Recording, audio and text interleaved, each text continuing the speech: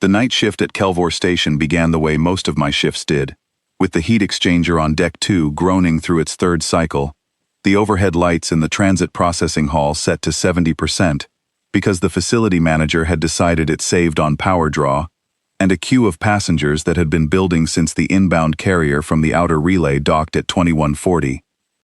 I had been working checkpoints for 11 years. Before that, I had spent 14 years in military logistics, supply routes, manifest audits, the kind of work that makes you comfortable with paperwork and deeply uncomfortable with the people who try to rush it. When I left the service, a checkpoint job at an orbital waystation felt like a natural fit, not exciting, steady. The kind of work where you sit in the same chair every shift, read the same documents, and occasionally catch something that everyone else has learned to stop looking for. Kelvor Station was a transit hub on the outer trade lane, 3 decks, built in the early years of the Consolidated Routes program when the outer reaches were still being mapped, and the station architects had more optimism than budget. The processing hall was on the middle deck, long and narrow, with 6 checkpoint stations running along the east wall and a waiting area along the west that had never been renovated past its original molded benches and overhead announcer strips. It was not a beautiful station. The ceilings were low, the lights were insufficient. The transit queue on a busy night stretched back past the first set of fire doors. I ran Station 4. Station 4 had a quirk that the others did not. When I had taken over the post 3 years prior, the intake officer before me had left behind a piece of equipment that should have been returned to supply, a Kethrick Standard Identity Scanner, model TS7, decommissioned 8 years earlier when the Consolidated Network upgraded to the current scanning protocol. The TS7 was connected to a separate terminal that ran a legacy registry, a database snapshot that predated several large-scale record amendments, including the loyalty purge amendments that the outer court systems had pushed through in the years following the Velcor accession dispute. I had received a directive 3 years back to remove the TS7 and return it to supply. I had filed an acknowledgement of receipt for the directive. I had not removed the scanner. I had not, strictly speaking, intended any malice or defiance in this. The TS7 still ran clean. It still gave accurate results. I am not a person who discards things that still work, and I had a particular dislike for the assumption, common in administrative culture, that newer automatically meant better. I had been audited twice. Both auditors noted the scanner in their reports. Neither pushed the issue further than a notation. The TS7 sat on the left side of my station, on a small secondary table, connected to its own screen. When I processed a passenger, I ran their documents through the current network scanner as required, and then, if the line permitted, I put their travel card through the TS7 as a secondary check. Most nights it returned nothing interesting. Old data, old registry flags, names that the Consolidated system had absorbed and relabeled under newer designations. Once, it had flagged a freight carrier whose original charter had been expunged from the Consolidated records through what turned out to be an administrative fraud. The enforcement office had been pleased with that find. I had mentioned, once, that it had come from the TS7. Nobody followed up on the detail. The night in question was a Tuesday. The inbound carrier, the Veloth Crossing, had come in from Relay Station 11 with a full passenger manifest. 247 travelers, the majority of them labor route workers, rotating back to the inner stations, a smaller cluster of independent traders, a handful of transit refugees carrying the standard issue relocation papers that the Outer System Resettlement Authority had been issuing for the past several years in the wake of the succession disputes. The transit refugees always took a little longer.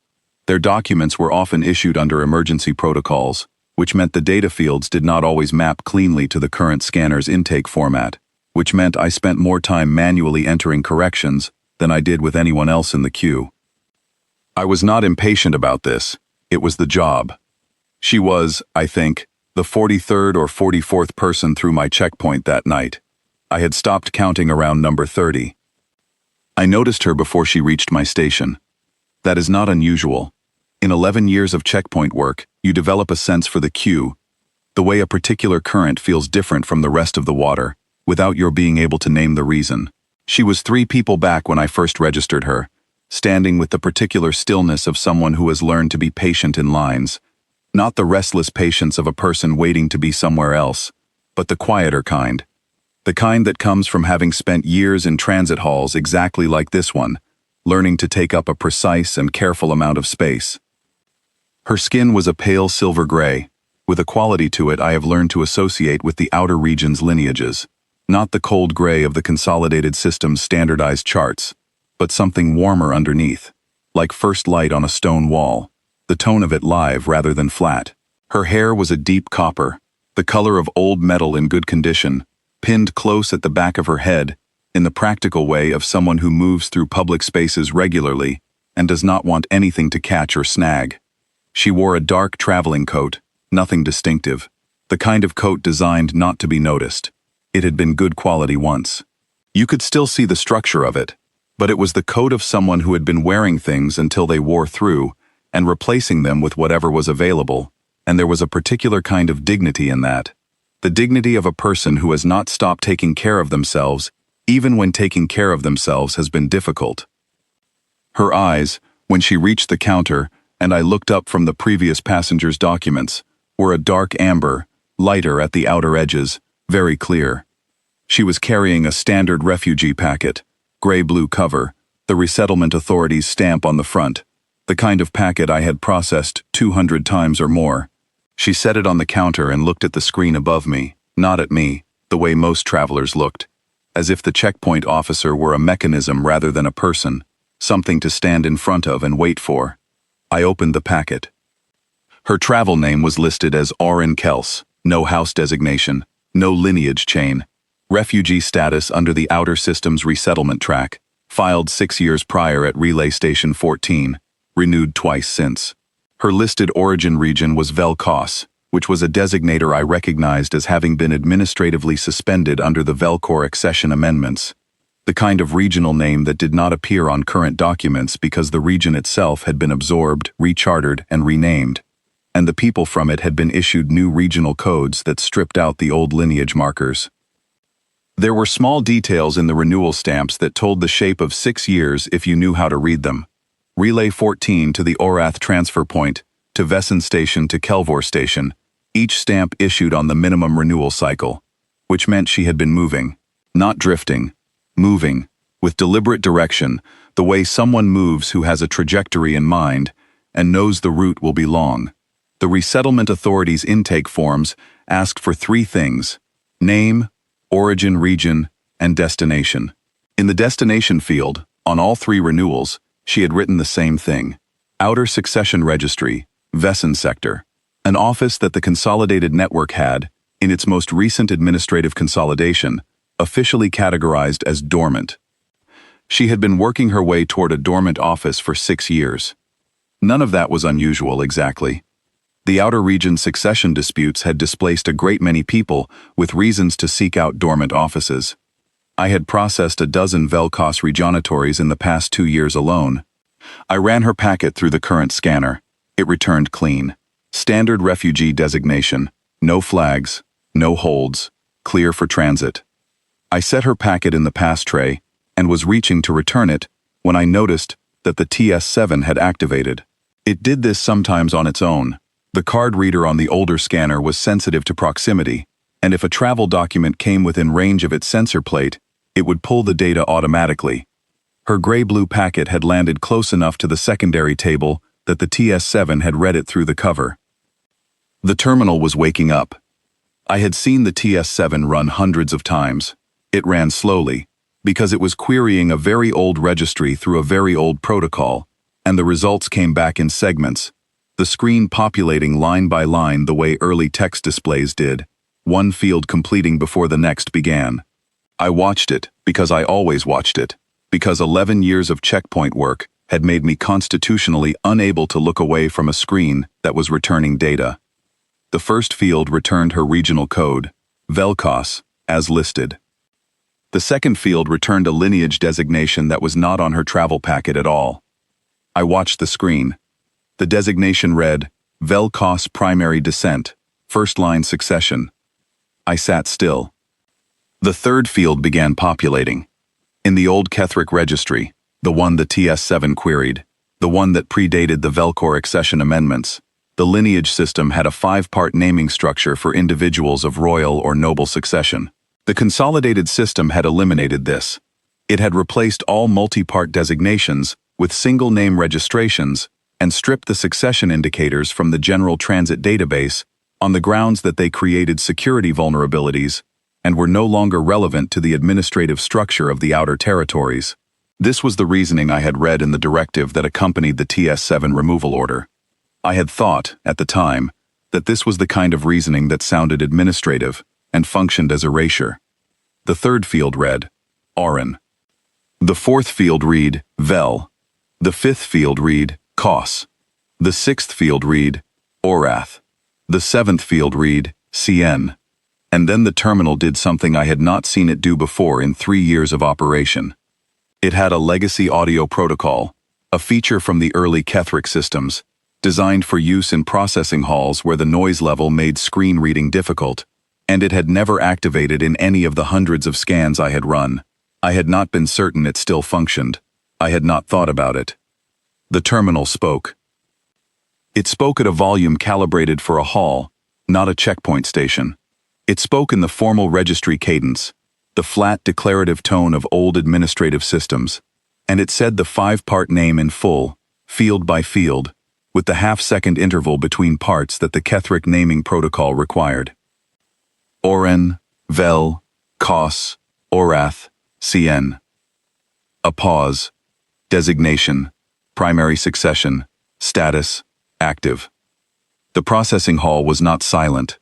It had been the particular, low-grade noise of 200 people waiting, talking, shifting in their seats. It was not silent after the terminal spoke either. Not truly.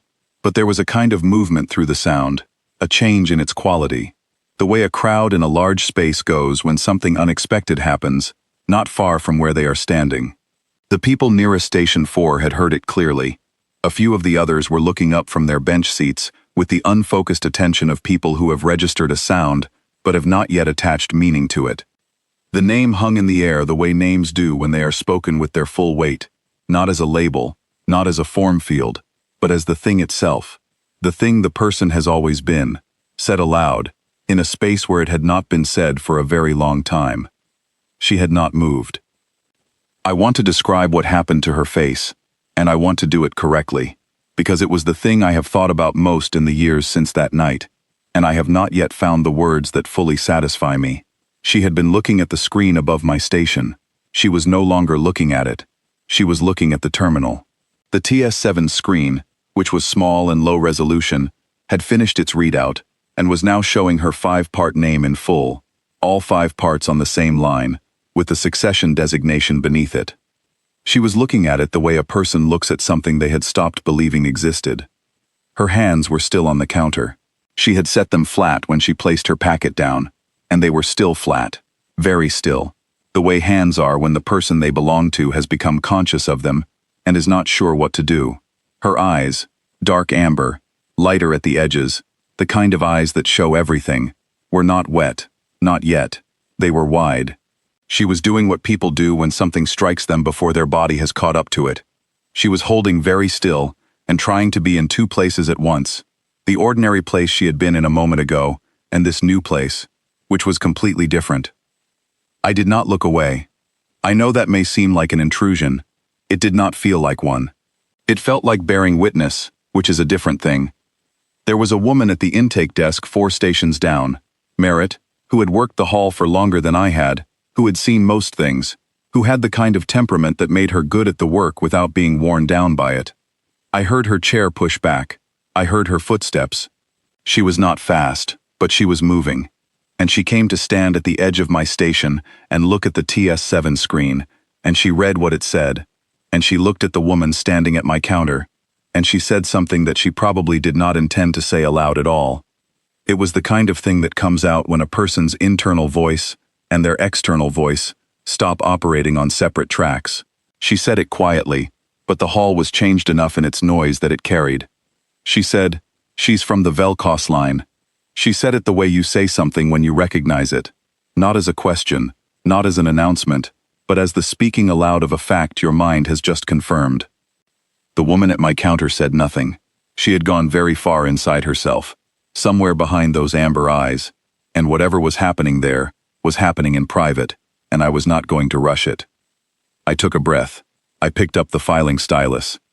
I pulled up the station's administrative record interface, which logged all TS7 secondary scan results as supplementary intake data, and I opened a new entry, and I entered the 5-part name from the terminal exactly as it had appeared, succession designation and all, and I flagged the entry as a permanent station record, which meant it could not be administratively voided without a formal review, which meant it would be in the Kelvor station log whether or not the consolidated network chose to acknowledge it. I did this the way I did most things, without ceremony, because the work is the ceremony. When I was finished, I looked up. She was looking at me. I cannot give a precise account of what that look contained. I know that it had grief in it. Not fresh grief, but the settled kind. The kind that has been carried a long time and has become part of the weight a person moves through the world with. I know that it had something else in it. Something that was not quite disbelief, and not quite relief, but was somewhere in the territory between them, trying to find solid ground. I know that her hands had moved.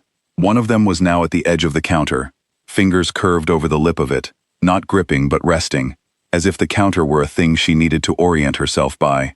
I said, because it was true, and because I thought she might need to hear it.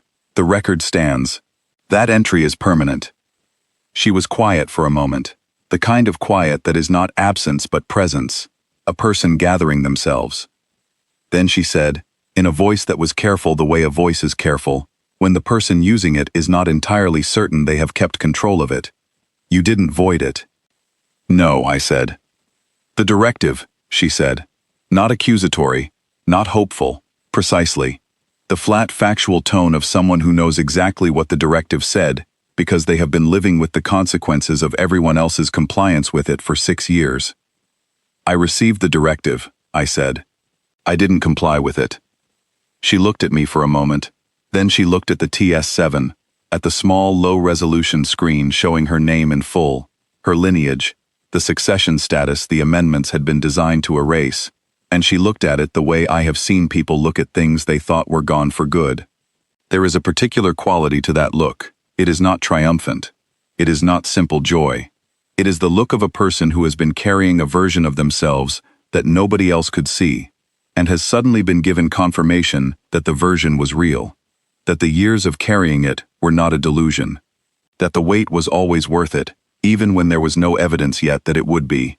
I have worked in transit halls long enough to know that the people in the queue on any given night are not interchangeable, even when their documents make them look that way. Every one of them is carrying something. Most of what they carry is invisible.